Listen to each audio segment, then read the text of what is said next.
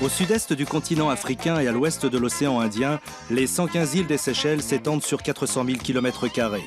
Plantées dans l'océan entre l'équateur et le nord de Madagascar, les îles intérieures sont des îles granitiques, résidus d'un ancien continent. Mahé, sa capitale Victoria, est la plus grande d'entre elles.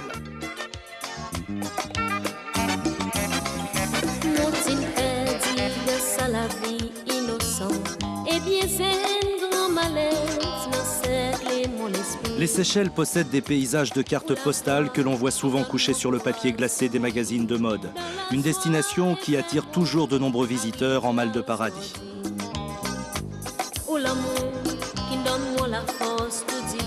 Mais les Seychelles sont aussi remarquables pour la diversité des différentes populations qui l'habitent. Un véritable métissage culturel. Ici, on parle français, anglais et la langue officielle est le créole. Par le passé, de nombreuses nations ont marqué de leur empreinte ces îles placées sur la riche route des Indes. Les Portugais, les Français, c'est d'ailleurs à l'un d'eux, le vicomte Jean Moreau de Seychelles, ministre de Louis XV, que l'on doit le nom de l'archipel. Puis vinrent les Anglais jusqu'en 1976, année de l'indépendance de cette jeune nation. Mais les Seychelles, au-delà des plages de rêve, ce sont aussi une fleur et une faune d'une incroyable diversité. Les oiseaux, par millions souvent venus d'ailleurs, en migration, trouvent ici un refuge pour se reposer ou nidifier. Il existe aussi des oiseaux endémiques qui parfois sont devenus si rares que l'on peut les compter sur les doigts de la main. Ces oiseaux sont protégés, étudiés pour qu'ils ne disparaissent pas totalement de l'histoire du monde. C'est le travail de Gérard Rocamora, ornithologue français, installé depuis plusieurs années à Mahé pour étudier un oiseau rare, l'oiseau lunette. Voilà, alors là on est au jardin botanique de Victoria. On est au service de la conservation, c'est notre quartier général. Moi ça fait 4 ans et demi que je suis ici, je suis ornithologue, je travaille sur les oiseaux menacés. La raison pour laquelle je travaille ici aux Seychelles, c'est que c'est un petit peu un paradis pour un ornithologue. Il y a à la fois des espèces extrêmement rares qu'on ne rencontre qu'ici aux Seychelles et qu'on ne compte que par dizaines, en fait, par quelques dizaines d'individus. Et par ailleurs, il y a aussi des espèces marines qui sont très abondantes. Nous allons donc aller vers une zone qui s'appelle la Misère, qui est une petite zone de montagne où on a une petite population relictuelle d'un oiseau qui s'appelle l'oiseau lunette des Seychelles, qui est extrêmement rare. Et peut-être aurons-nous la chance d'en voir un aujourd'hui.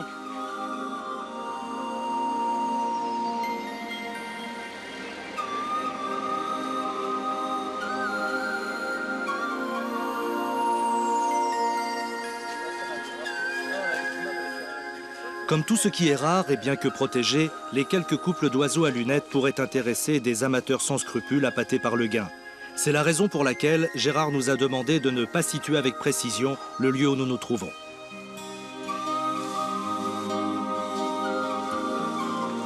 La première étape pour Gérard et Joseph, l'étudiant qui l'accompagne, est de poser un filet de capture, en espérant que la chance soit de la partie. Voilà, alors là on est dans un territoire d'oiseaux lunettes. On va essayer de tendre un filet. Bon, il y a un petit peu de vent aujourd'hui, c'est peut-être pas les conditions idéales, mais enfin, on va quand même essayer. Afin de capturer un ou deux de ces oiseaux rarissimes qui n'existent que dans cette partie de Mahé. Alors pourquoi on fait ça? Eh bien, on fait ça pour avoir une idée de la taille de la population, puisqu'on observe en fait le pourcentage d'individus bagués et non bagués, et on en déduit la taille de la population dans son entièreté. Un travail de longue haleine, même la pose du filet n'est pas évidente. On ne peut pas le tendre un petit peu plus d'en haut, non, parce qu'on a l'attache est trop basse. Bon, écoute, on a toute cette partie-là qui est à l'ombre. Ce qu'on va faire, c'est qu'on va se concentrer de ce côté-ci. Hein. On va donc installer notre appareil et puis on va aller se cacher. On va entendre que les oiseaux viennent. Hein. Bon, vas-y, je te laisse faire. La connaissance du terrain et un peu de patience. Après une quarantaine de minutes, Gérard est plutôt content. On a beaucoup de chance. On vient de capturer le rarissime oiseau lunette. Alors cet oiseau s'appelle l'oiseau lunette car, comme vous pouvez le voir, il a un petit rond blanc autour de son œil et donc on dirait qu'il porte des lunettes en fait, d'où le nom qu'on lui a donné dans ces îles de l'océan Indien. Il y a 82 espèces d'oiseaux lunettes dans le monde, dont plusieurs vivent aux Seychelles. Celle-ci est toutefois propre, unique aux Seychelles, on ne la trouve nulle part ailleurs. C'est un oiseau qu'on rencontre pour la première fois. Alors on va regarder la couleur de son œil et ça nous permettra de dire si c'est un oiseau d'1 an ou pas. Alors effectivement, c'est un oiseau qui a moins d'1 an, hein, c'est un juvénile. C'est un oiseau qui n'est pas bagué dans cette zone puisqu'on connaît déjà les couples qui sont installés ici, on les a déjà bagués. L'oiseau ne souffre absolument pas. Il est bien entendu un petit peu stressé par la capture, mais comme ça ne dure que quelques minutes et qu'on le relâche aussitôt, eh bien c'est tout à fait anodin. D'ailleurs, le soir même et parfois même quelques minutes après la capture, on voit ces oiseaux sur une branche en train de chanter, juste après qu'on leur ait placé une bague.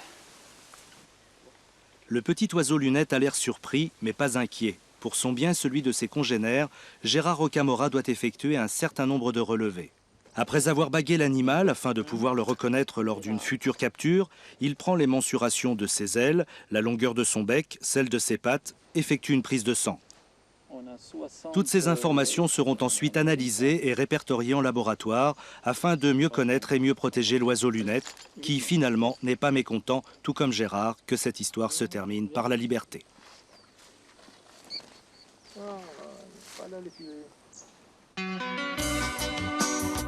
À Victoria, la capitale des Seychelles, le passé rejoint souvent le présent. La tour de l'horloge, la copie miniature de Big Ben, sonne 2 fois. Une fois, dit-on, pour réveiller tout le monde et une fois pour donner l'heure. Des bâtiments d'architecture coloniale bordent les rues animées et colorées qui, à un moment ou un autre, aboutissent au marché.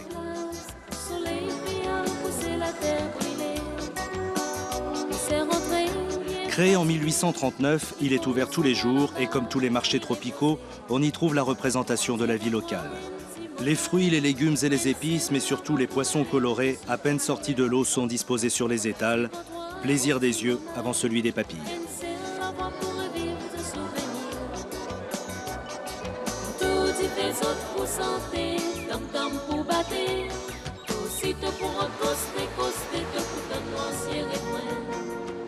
Les côtes séchelloises ont vu passer bien des bateaux, de corsaires ou de pirates, et leurs légendes de trésors enfouis. Le plus célèbre d'entre eux, celui du boucanier Levasseur, a occupé les rêves de plus d'un chercheur. À Mahé, un homme y a malgré tout consacré sa vie et sa fortune, le père de John Cruise Wilkins. Aujourd'hui, John a repris le flambeau, les rêves et les espoirs de son père, certain, comme lui, que le fabuleux trésor est là, quelque part, sur le rivage de Belle-Ombre.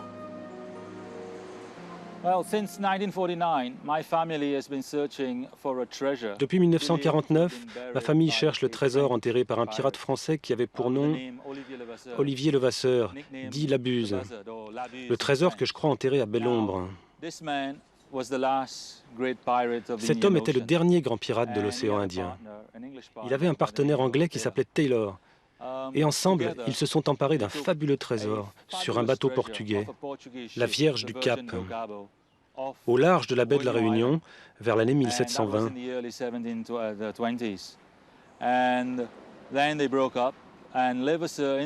Après ça, ils se sont séparés et Levasseur a été pourchassé par les Français, capturé et amené à la Réunion où il a été jugé et pendu. C'était le 17 juillet 1730, vers 5 heures de l'après-midi. Juste avant d'être pendu, il a jeté un papier dans la foule. Sur ce papier était inscrit « Mon trésor pour celui qui saura comprendre ». Depuis ce jour, la légende du trésor de Labuse est née dans l'océan Indien. Et depuis, tous les chasseurs de trésors sont à la recherche de ce fabuleux trésor. En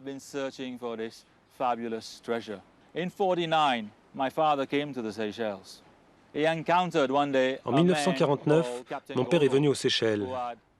Il a rencontré un homme qui s'appelait le capitaine Govo. Il avait une jambe de bois qu'il avait perdue à la guerre. Et il avait en sa possession un cryptogramme dont j'ai ici une copie, que mon père a récupéré. Il lui a expliqué qu'il y avait 20 ans qu'il essayait, avec Madame Savy, de décrypter le pictogramme sans aboutir.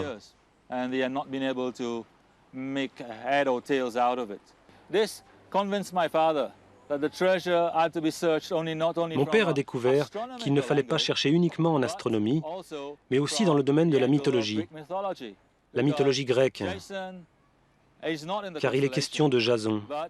Et Jason ne figure pas dans les constellations. Mais ce héros, Jason, est l'un des premiers pirates de la littérature mondiale. Il est le seul héros grec à être parti à la recherche de la toison d'or. John a accepté de nous montrer quelques indices qui lui confirment la présence du trésor sur le rivage, à une centaine de mètres de chez lui. Son père, décédé en 1977, a creusé le terrain. Il a cherché pendant près de 30 ans. John considère qu'il a le devoir de faire aboutir les convictions de son père et qu'importent les sourires entendus et les moqueries des autres.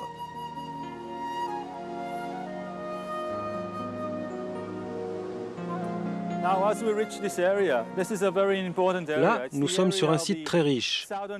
C'est un endroit extrêmement important.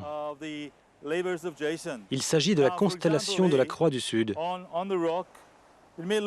Les travaux de Jason, par exemple, sur ce rocher que vous pouvez voir, comme 4 trous circulaires taillés dans le rocher. Et ces trous représentent la Croix du Sud.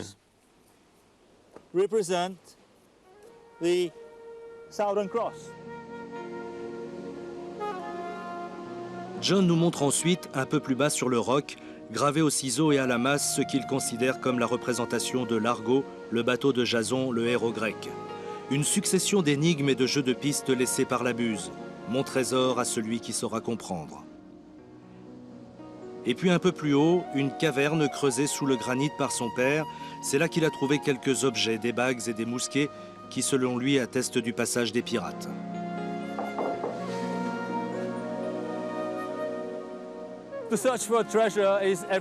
Chercher un trésor, c'est le rêve de tous les petits garçons. Et lorsque j'étais enfant, je travaillais avec mon père. J'ai même ramassé des objets que j'ai extraits avec lui. J'ai même vu des démarcations, des signes qu'il n'avait pas vus dans un premier temps. Mon père est toujours dans mes pensées, parce que je pense que finalement, après toutes ces années de recherche, je suis convaincu que le trésor existe et que l'on est sur le bon chemin pour le découvrir.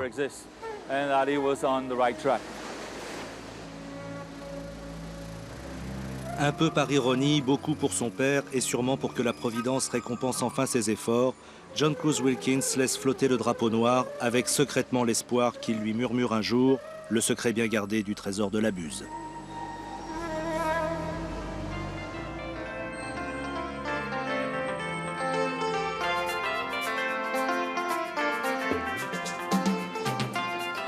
Les Seychelles sont constituées d'une multitude d'îles et s'il existe de nombreux vols intérieurs, le meilleur moyen de voyager reste le bateau. De petites goélettes font la navette entre Mahé, Praslin et la digue. Depuis 1998, les Seychellois utilisent le 4 Coco pour sa rapidité entre Mahé et Praslin, distante de 45 km.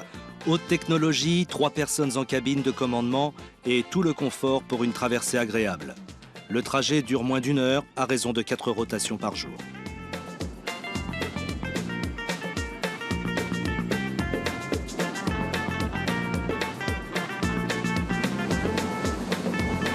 À près de 50 km/h, surfant sur les vagues, le catamaran est devenu une figure des eaux séchelloises. Et déjà l'arrivée à Praslin.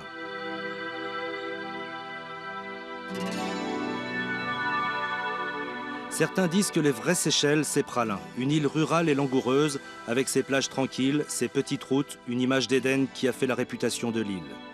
Haut dans les collines se trouve la vallée de Mai, habitat des cocotiers de mer, ces arbres mythiques de 30 mètres de haut et qui portent les plus gros fruits du monde.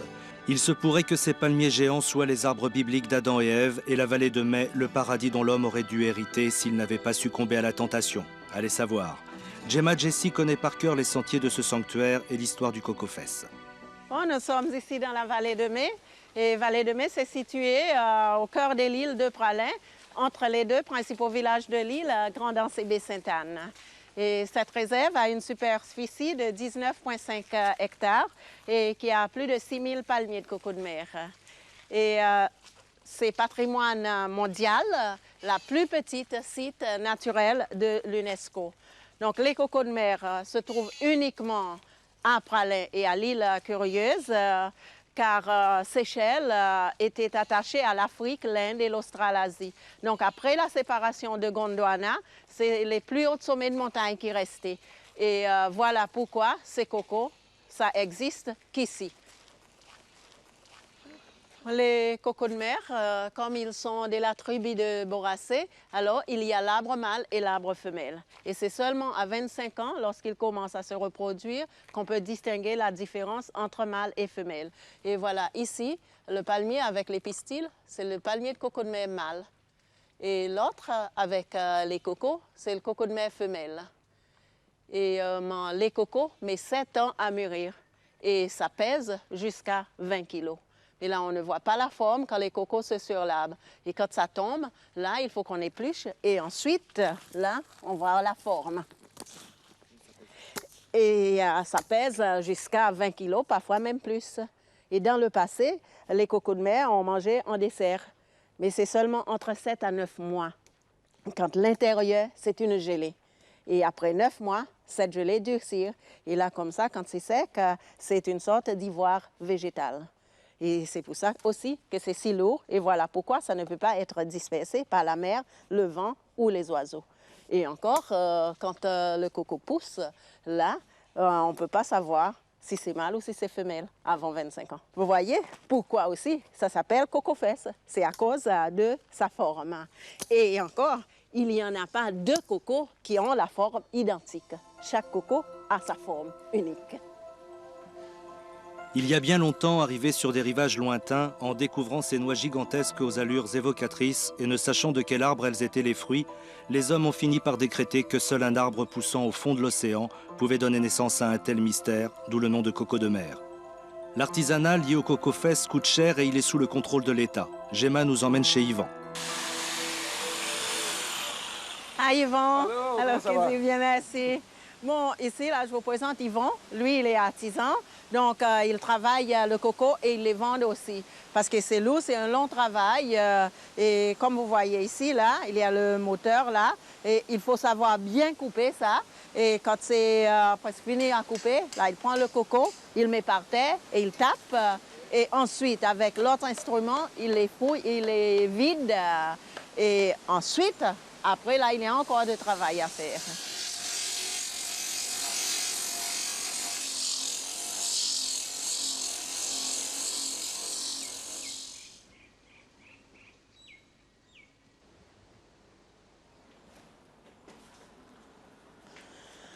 Bon, là, ici, c'est fini de polir maintenant et collé. Et là, il l'attache pour les laisser sécher.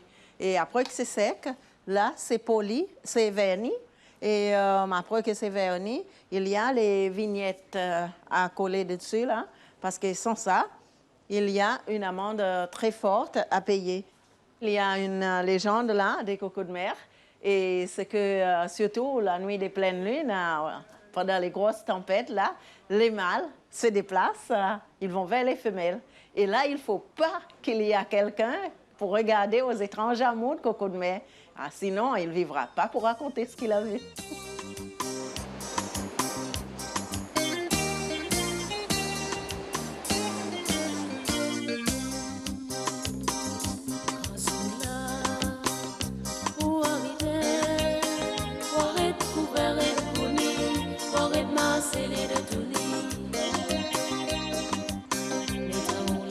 Les qualificatifs peuvent manquer pour exprimer la beauté des rivages des îles des Seychelles. Mais pour avoir une vision complète de l'étendue des richesses des îles, il faut absolument franchir la barrière des flots et plonger à la découverte de la vie des fonds marins.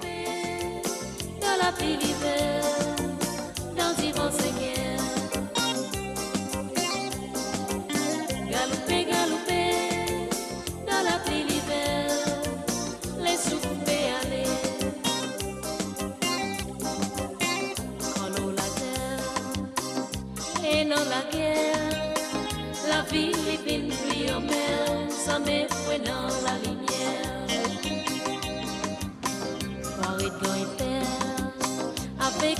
l'équerre et je ferai une manière à retrouver ses clairs.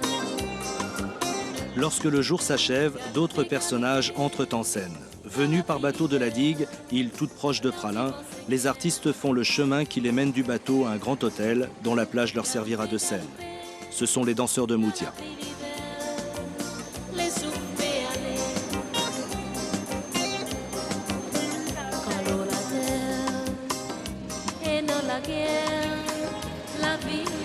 Et voilà les groupes comme Césarine qui arrivent. Bienvenue dans notre hôtel. Hein. Enchanté, j'espère que vous êtes tous en plein de forme ce soir. Hein. On va craquer. Ils sont une dizaine à parcourir les îles aux côtés de Molly la Douce, la chanteuse, pour transmettre cette danse dont les origines remontent à l'esclavage. Comme à l'accoutumée, un bungalow est mis à disposition du groupe car danser la Moutia nécessite quelques préparatifs et une bonne mise en condition, souvent aidée par quelques boissons motivantes. Alors c'est presque l'heure de nous faire les toilettes pour habiller, pour aller faire les spectacles.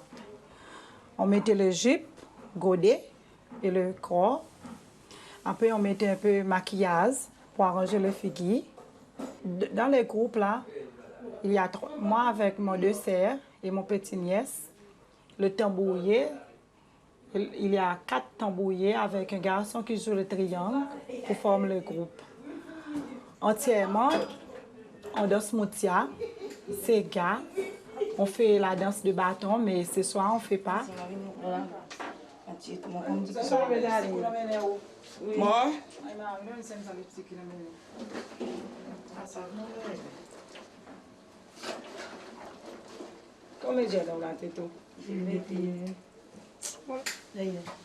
Dans les Moutia, on chante plusieurs chants. Le chant romantique, le chant le problème que le monsieur avait avec les dames.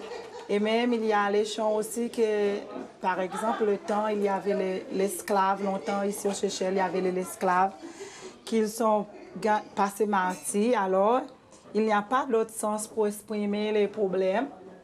À soir, ils vont mettre une grande fée avec le tambour.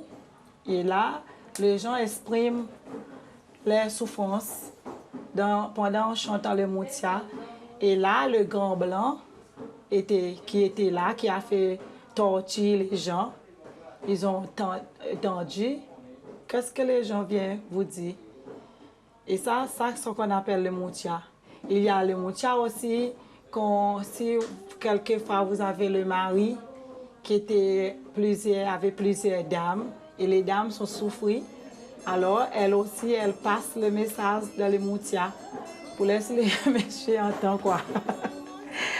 Je pense que ça c'est le moyen comment pour montrer les gens les créoles et comment les gens dans les temps longtemps font la danse créole. Pour moi c'est ça les créolités. En souvenir des nuits où les esclaves dansaient la Moutia en cachette, les danses ont toujours lieu autour d'un grand bûcher. C'est aussi la possibilité pour les joueurs de tambour de réchauffer, de tendre et d'accorder leurs instruments.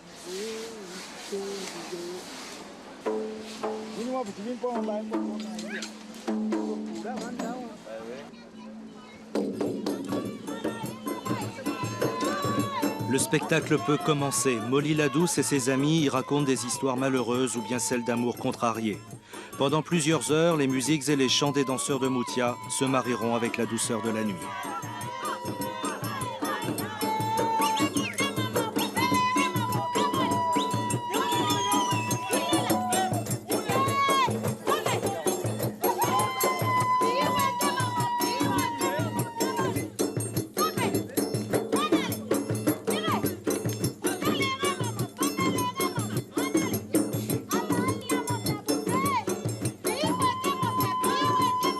Petit à petit, sur la plage improvisée en théâtre musical, se réunissent des amateurs de Moutia attirés comme des lucioles vers les étoiles.